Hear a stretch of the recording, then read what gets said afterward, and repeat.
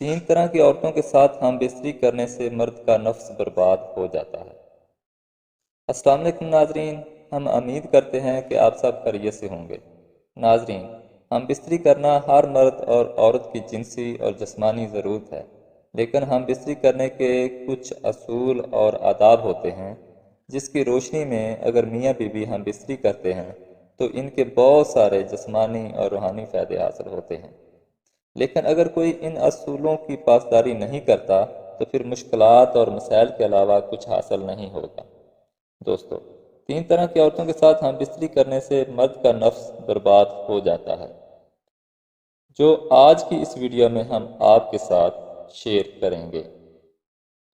وہ عورتیں جو حیض یا نفاست کی حالت میں ہوتی ہیں، اگر مرد ایسی عورت کے ساتھ ہم بستری کرتا ہے تو عورت کی حیض یا نفاست والی غلاظت مرد کے نفس کے اوپر لگتی ہے، جس میں مختلف قسم کے خطرناک جراثیم ہوتے ہیں جو مرد کے نفس کو کمزور اور ڈھیلا کر دیتے ہیں۔ پھر مرد کا نفس جلدی کھڑا نہیں ہوتا اور سیز بھی چھوٹا رہ جاتا ہے۔ لہٰذا حیض اور نفاست کی حالت میں عورت ہم بستری کے دوران مرد کے نفس کو برباد کر دیتی ہے۔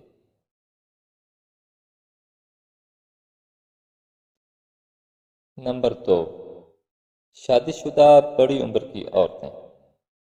وہ عورتیں جن کی شادی ہوئی ہو اور ان کی شادی کا بہت عرصہ گزرا ہو تو پھر ایسی عورت کی شرمگاہ کا سیز ہم بستری کرتے کرتے بڑا ہو جاتا ہے، اور ایسی عورت کی ٹائمنگ بھی بہت زیادہ ہوتی ہے۔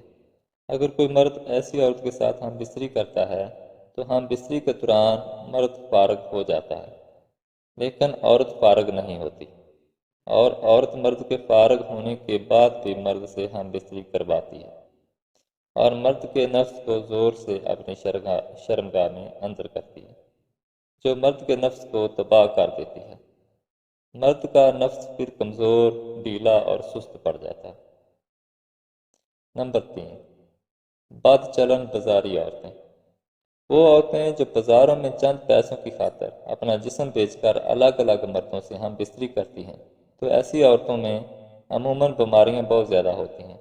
اگر کوئی مرد ایسی عورت کے ساتھ ہم بستری کرتا ہے تو مرد کو بھی ہم بستری کے دوران نفس کے ذریعے وہ بیماری لگ جاتی ہے، جس میں ایڈز، سیپلس، ہیپاٹائٹس اور گنوریا بہت عام بیماریاں ہیں جو مرد کے نفس کے ساتھ ساتھ اس کے جسم کو بھی تباہ کر دیتی ہیں۔